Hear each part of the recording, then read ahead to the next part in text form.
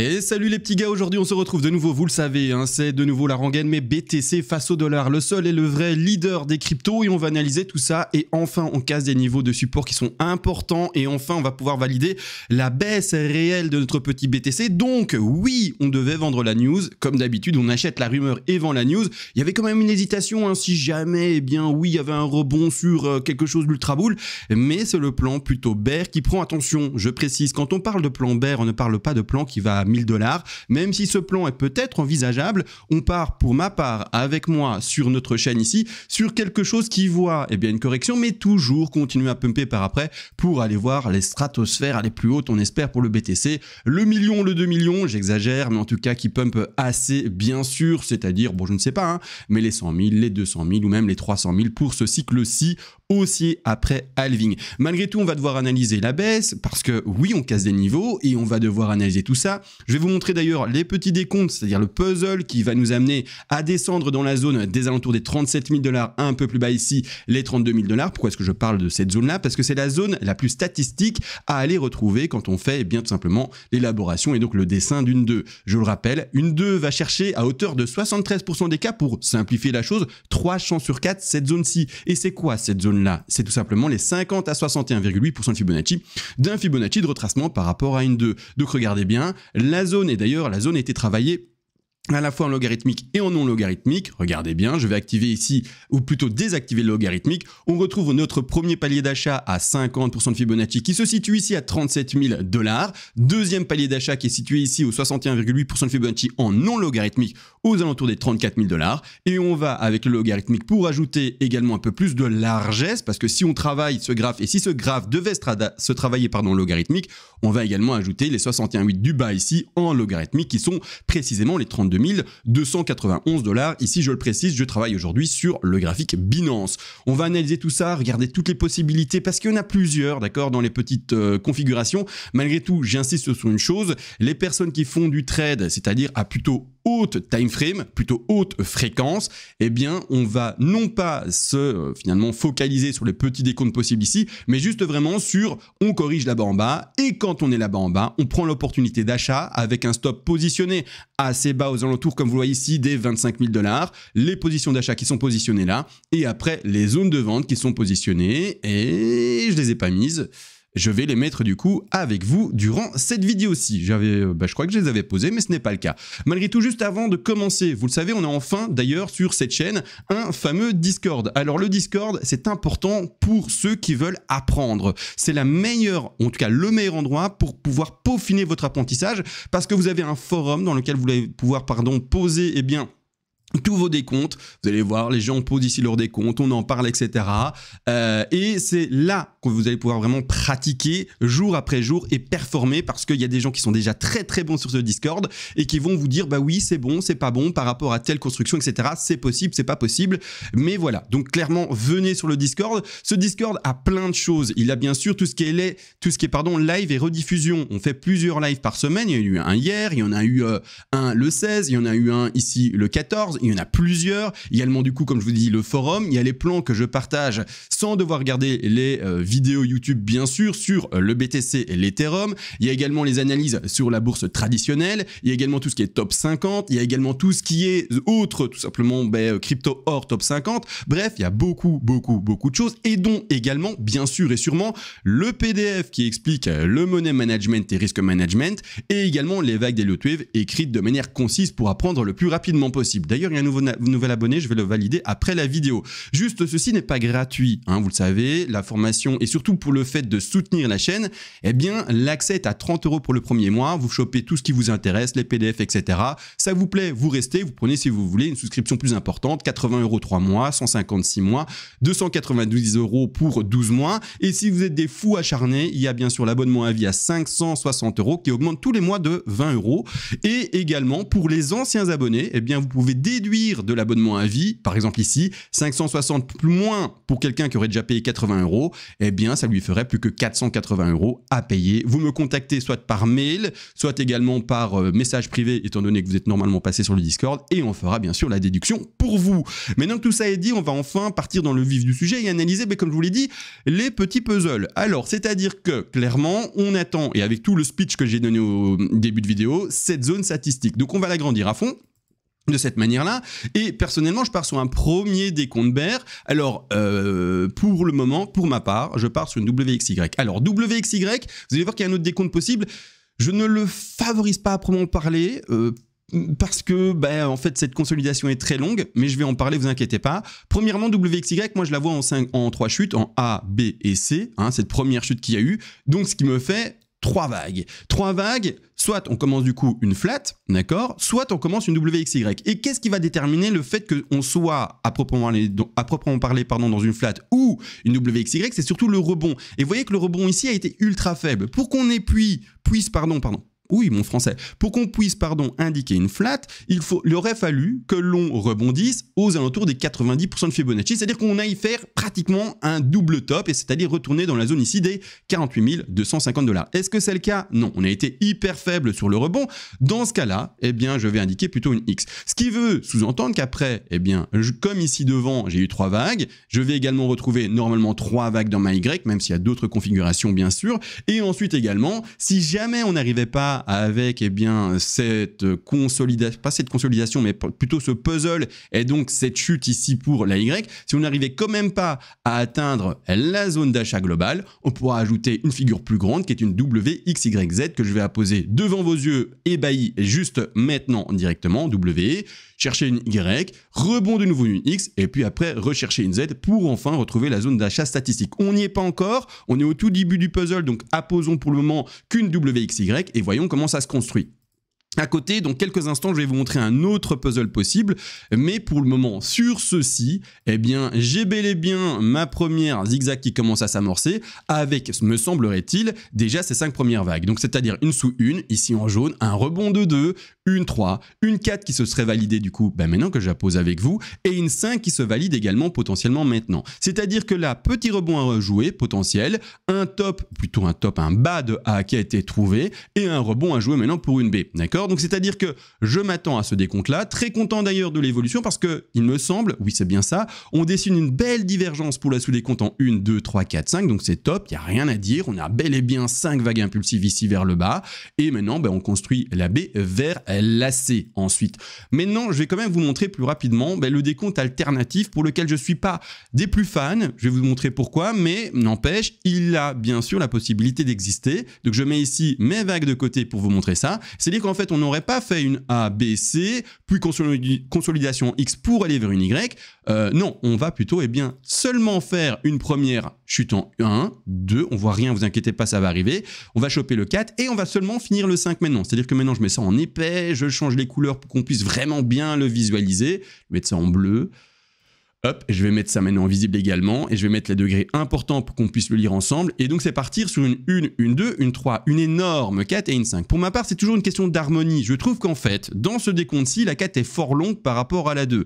Maintenant, encore une fois, c'est des choses possibles, on verra cela. C'est-à-dire que dans ce cas-là, si on est vraiment dans ce puzzle-là, qui serait étonnant pour ma part, mais pourquoi pas, le rebond de 4 ici est plutôt faible, je vais vérifier ici avec vous, mais n'est pas du tout, je veux dire par là, invalidant pour un rebond de 4. Non, on est plutôt sur un rebond à 38,2 et si on pose ça 2 un peu plus haut, on est sur un rebond toujours de 38,2. Donc on est sur quelque chose qui est tout à fait valide. Voilà, c'est juste une question d'harmonie. Je trouve que la 4 est fort longue et c'est pour cette raison que personnellement je ne vais pas valider ou en tout cas partir maintenant avec vous dans ce plan-là. Malgré tout, si c'est ce plan-là, on va pouvoir bien sûr également, si vous défendez ce plan-là, pouvoir voir un début de A, un rebond de B, et puis aller chercher une C. Ce qui veut également dire que plus tard, on peut également retrouver une consolidation plus longue, une W, une X, une Y, bref, quelque chose de beaucoup plus ennuyeux, et c'est-à-dire peut-être finalement une chute qui sera moins rapide dans le temps, moins rapide dans le temps, plus de consolidation, plus d'ennui, aller rechercher peut-être avec un rebond ici consécutif de B et de X également, de nouveau la zone de support anciennement qui deviendra maintenant une zone de résistance, et puis enfin seulement break, et c'est-à-dire oui, finalement faire une chute qui est lente et qui ressemble plus à une zone de range avec bien finalement des cassures des supports à chaque fois consécutifs, mais à chaque fois léger et lent dans le temps. C'est un scénario bien sûr à prendre en compte. Maintenant on verra bien sûr lequel se fait. Je vous l'ai dit, si vous êtes sur de la grande time frame et que vous faites juste l'attente, donc de la patience pour retrouver les grosses zones d'achat, ce petit puzzle ne vous intéresse pas. Ce petit puzzle va bien sûr concerner qui? Ce sont les personnes qui font du trade à petite time frame, ceux qui font du coup bien de la haute fréquence et non pas de la basse fréquence en termes de trading. Donc ça, c'est pour les différents puzzles. Maintenant, clairement, il va falloir s'armer de patience de cette manière, et on va également ensemble maintenant construire bien sûr la suite du travail. C'est-à-dire que là, une fois qu'on aura retrouvé notre bas de 2, si on va le trouver, si ça pump tout de suite, ce serait peut-être étonnant. Malgré tout, je vais quand même mettre également une chose en évidence. C'est que ce que j'ai pu observer, alors pour le moment on est avant le halving, donc il me semblerait que le bull run n'est pas forcément commencé maintenant. C'est-à-dire que quand on regarde l'historique, alors je vais prendre un peu de dézoom, c'est-à-dire ici un peu d'espace pour voir ça, je peux observer des grosses zones de pump et qui se font surtout si on va sur le BLX pour le voir avec les zones de halving qui sont indiquées. Donc ici c'est le halving, on peut vraiment observer une accélération qui se fait après, post-halving. Pour le moment, on n'y est pas. Le halving, il est à venir, pour ceux qui ne sont pas au courant, vers avril, mars d'année 2024. En tout cas, le 210 millième bloc miné, pour être très exact. De cette manière, l'accélération pour moi n'a pas encore réellement commencé. Malgré tout, si vous de votre côté, vous êtes ultra bull, vous êtes dans un plan, ouais, ok, en fait, je t'assure, CMA, t'inquiète, tu vas voir avec les ETF, etc. qui ont été validés. En fait, clairement, ils accumulent tellement de BTC que les corrections vont être faibles. On n'arrivera pas vraiment à réenfoncer parce qu'ils achètent comme des gros porcs. Et de cette manière-là, en fait, ça va pas réellement enfoncer plus. De cette façon, on va retourner sur le graphique et je vais vous montrer du coup comment ces personnes avec cette logique-là vont pouvoir également réagir. De cette façon, en fait, nous, ce qu'on a posé, c'est les zones statistiques. Mais si on part vraiment sur un phénomène assez bull, de cette façon, vous allez pouvoir ajouter une zone d'achat qui sont les 38,2. Je ne dis pas qu'il faut les poser. C'est si vous êtes dans un scénario ultra bull, là, vous allez pouvoir le poser. D'accord? Donc, de cette façon-là, hop, je dis beaucoup de cette façon-là aujourd'hui, on va pouvoir poser une zone d'achat sur les 38,2. D'ailleurs, là où on est bientôt, d'accord? Donc, ceux qui se disent, je ne veux pas louper le train, je veux d'office rentrer dedans, mais vous allez pouvoir rentrer déjà avec un premier palier sur ce niveau-ci. Alors, on va mettre également le code couleur vert, bien sûr, mais sur ce niveau-ci, qui se situe aux alentours des prix, plus précisément des 39 932 $, allez on arrondit finalement aux 40 000 $. D'accord? Donc ça c'est pour les gens qui sont les plus bulles dans leur configuration de plan de trading. Maintenant à vous de voir si vous voulez oui ou non l'appliquer. Moi ici en termes de pédagogue, je vais laisser les zones statistiques les plus fréquentes. Mais si vous voulez bien sûr vous adapter par rapport à un scénario ultra bull, vous pouvez bien sûr également ajouter une zone d'entrée pour votre trade. Maintenant on va faire également la projection de prix pour montrer là où on va aller chercher les bénéfices, parce que oui, on rentre en trade, on met un stop, on regarde après tout simplement tout le travail de ratio par rapport au risk management, et pour faire ce travail, il faut savoir où est-ce qu'on va revendre par rapport à ce trade-là et par rapport du coup à ce degré rose. Si vous voulez ajouter des TP encore plus haut, tenir votre trade encore plus longtemps, vous le pouvez, mais on ne va pas le faire aujourd'hui. Nous, on va s'arrêter uniquement et seulement, vous voyez bien, sur le travail de ces vagues roses. De cette façon, on va repartir de nouveau avec notre fameux Fibonacci d'extension, on va à la racine, on va en top de 1 et on va placer notre zone au milieu du gros rectangle vert pour être vraiment dans la grosse moyenne de la zone d'achat, et on va positionner notre top de 3 à 161,8. Je rappelle que le top de 3 c'est en fait cette zone minimum qu'elle doit normalement rencontrer à 161,8. Elle peut aller plus haut. Les objectifs d'une 3, je les annote tous, ce sont les 161,8, 261,8, voire même 423,6. Si le BTC il est ultra bull run de la mort qui tue, il va aller peut-être à 136 000 $ que et uniquement pour la vague 3.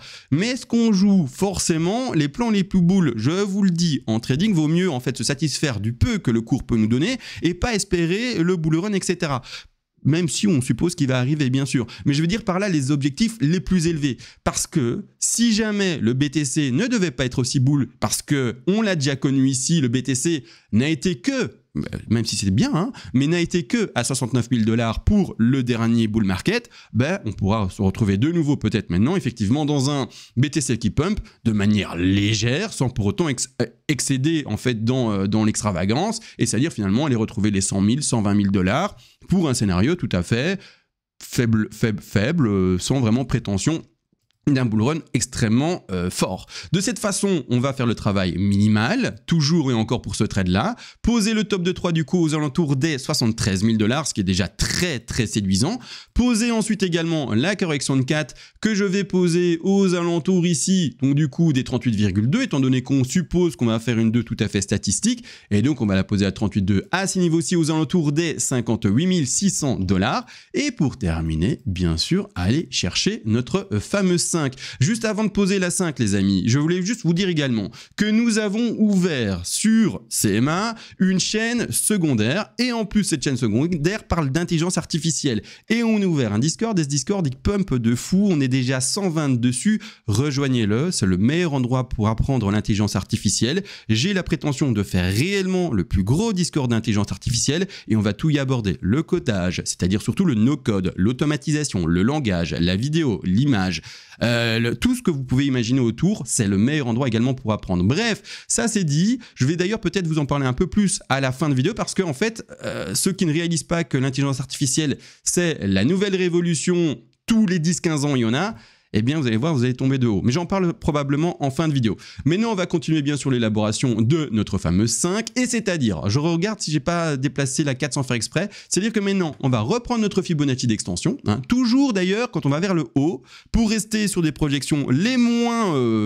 bullish, en non logarithmique. Je repars à la racine, top de 1, je vais à mon bas de 2 de nouveau pour vérifier ma 3, elle est bien posée, je vais à mon bas de 4, et là, par rapport à ce trade-là, on va positionner les zones de vente, les zones de prise des bénéfices. Donc, on va positionner une première prise de bénéfice à 100% de Fibonacci. Je vais donner après les chiffres en dollars.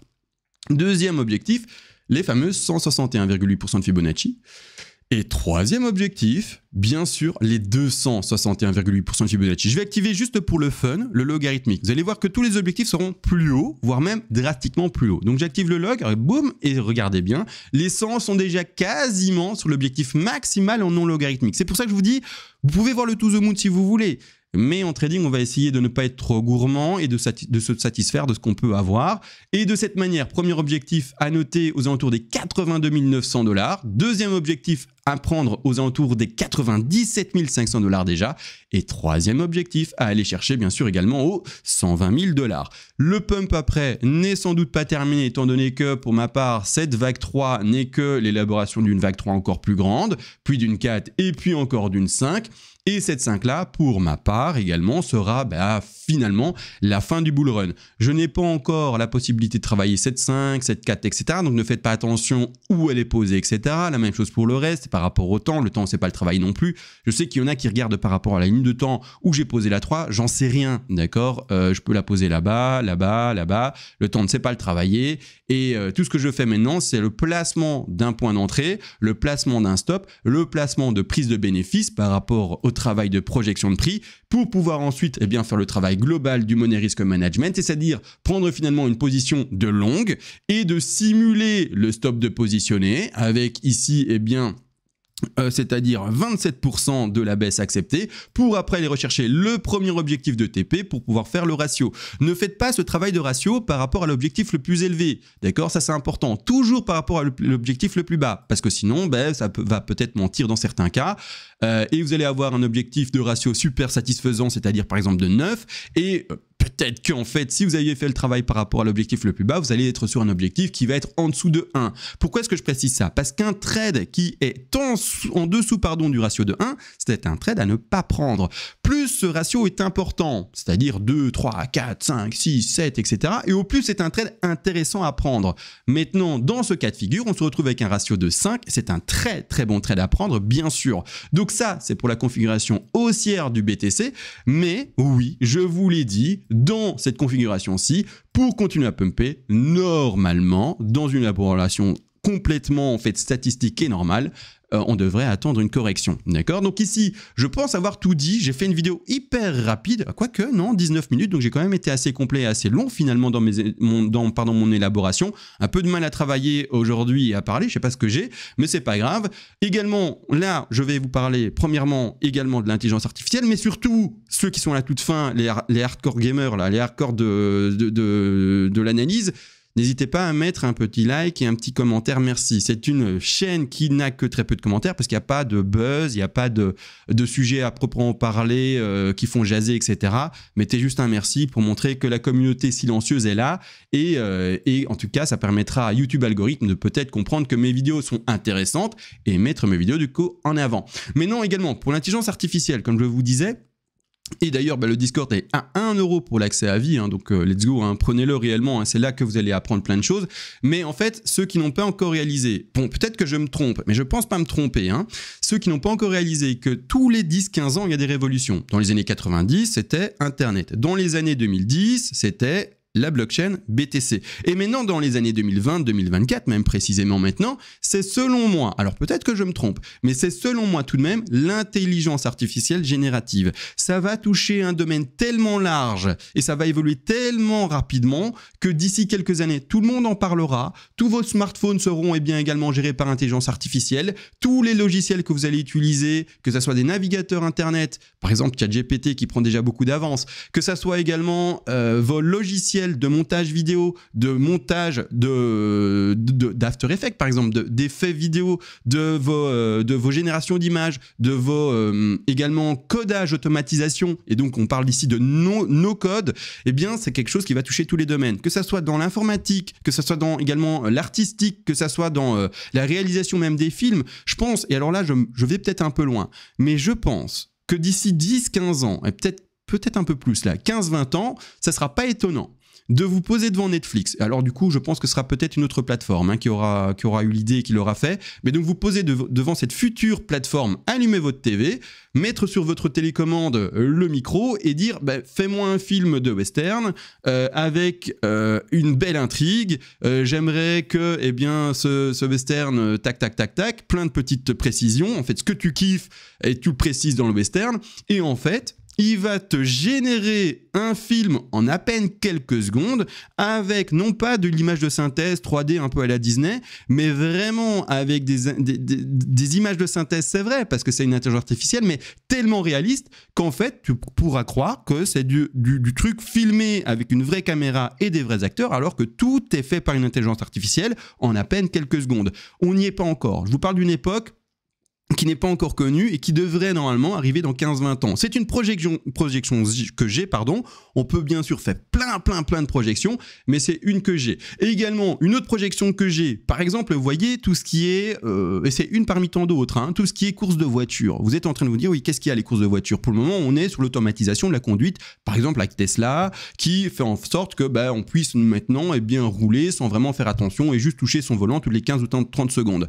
Plus tard, voyez-vous les courses de Formule 1? Bon, voyez-vous surtout les courses de NASCAR. Imaginez une course de NASCAR où on prend déjà beaucoup de risques, alors que dedans, il y a un humain qui se dit « je risque ma vie ». Imaginez que maintenant on fasse des courses de NASCAR qui sont gérées par intelligence artificielle, où on leur dit « sois hyper agressif, de toute manière, ton seul objectif c'est de gagner la course ». Mais t'as pas de vie, tu vas pas mourir. Retire du coup ce risque de ta tête, donne tout pour gagner, peu importe le risque que tu prends, bien sûr calculé, hein, mais peu importe l'accident du coup qui pourrait arriver. Et imaginez du coup ces courses futuristes avec aucun risque de vie et beaucoup plus du coup de spectacle, ce que ça va pouvoir donner. Et ce n'est que finalement ici une optique possible pour le spectacle donné par intelligence artificielle pour les courses de NASCAR. C'est un seul exemple. Et il y a plein et tellement d'autres applications possibles. Je pense que vraiment peu de monde réalise l'intelligence artificielle, ce que ça va devenir. Donc voilà, à vous d'être, et je rigole pas, d'être curieux. Et là maintenant, on est par rapport, je trouve, aux blockchain et crypto, parce que là on est ensemble pour ça, qu'on est dans les années, je dirais, 2012-2013. Pour les cryptos vis-à-vis de cette fameuse intelligence artificielle. Et si vous avez un business à lancer, si vous avez besoin d'être curieux et de vous dire ouais mais bon je sais pas, moi j'ai pas envie de faire forcément d'image, soyez curieux. allez dans le sujet, vous allez voir qu'en fait, vous allez pouvoir appliquer probablement par rapport à votre boulot, par rapport à votre passion également, eh bien, l'intelligence artificielle et prendre de l'avant, du coup, sur ceux qui n'ont pas encore calé que l'intelligence artificielle allait arriver dans la vie de tout le monde, elle est généralisée totalement. Et c'est un peu comme la crypto. Nous, ici, je parle à des fans de crypto, je pense, eh bien, on est dedans depuis plusieurs années, peut-être pour certains 5 ans, 10 ans. Et maintenant, il y a BlackRock qui arrive avec les ETF, etc. Maintenant, bientôt, d'ici quelques années, j'ose espérer que les banques tout à fait traditionnelles proposeront eh bien, à leurs clients d'investir dans les cryptos également. Et elles auront loupé le train. Parce que nous, on est early adopteurs. Ne loupez pas le train, s'il vous plaît. C'est pas une blague pour l'intelligence artificielle. Pas forcément venir sur mon Discord, même si c'est le meilleur endroit selon moi. Parce que voilà, hein, on veut être le plus gros Discord sur l'intelligence artificielle et c'est l'endroit où on va essayer de choper tous les sujets de l'intelligence artificielle. Mais malgré tout, les gars, faites en sorte d'être curieux. Je vous donne vraiment, selon moi, un banger en main. Donc vraiment, s'il vous plaît, ça c'est un conseil, renseignez-vous, soyez curieux. Mais non, si c'est pas le cas et l'intelligence artificielle devait être un flop, je pense pas. Bon, ben voilà, au moins vous auriez été curieux et vous aurez peut-être pas loupé le train s'il y a un train à prendre. Mais essayez de choper le train, de vous renseigner. Je peux pas donner plus d'infos et de conseils. Le plus gros conseil, soyez curieux parce que là, il y a un truc de fou qui arrive selon moi. Allez, je vous laisse. N'oubliez pas un petit like, etc. Pour ceux qui sont curieux, venez sur le Discord. Vraiment, c'est le meilleur endroit. 1 €, c'est rien du tout. C'est pas pour m'enrichir. Quand on calcule un peu, 1 €, ça me fait 30 centimes net par personne parce qu'il y a le prix du paiement qui est pris en compte, les frais de paiement qui sont à 27 centimes. Ensuite, sur le bénéfice de 70 centimes, il y a la moitié qui part aux impôts. Donc, clairement, en fait, le 30 centimes, c'est pour tout simplement, et donc l'euro finalement c'est pour éviter tout ce qui est raid malveillant sur Discord, tout ce qui est botting malveillant sur Discord et également pour financer le Discord parce que oui ça coûte de l'argent à Discord et que en finançant ce Discord on va pouvoir avoir des services plus intéressants sur le Discord, c'est-à-dire par exemple faire des endroits où on peut être 300 à s'écouter parler et non pas restreint à je pense 50 pour les zones où on fait des lives. Bref, des trucs un peu techniques mais comme ça vous comprenez à quoi sert l'euro, c'est-à-dire une barrière de sécurité et également améliorer le Discord parce que comme on sera beaucoup dessus, pour le moment on est 120 dessus, on gagne plus ou moins 10 abonnés dessus par jour. Donc je vous le dis, après un mois on sera 300, après 2 mois on sera 600, après 3 mois on sera 1000 et j'ose espérer que bien sûr ça montera plus rapidement par après. Sur ce, 10 bisous les gars, on se retrouve à la prochaine et ciao.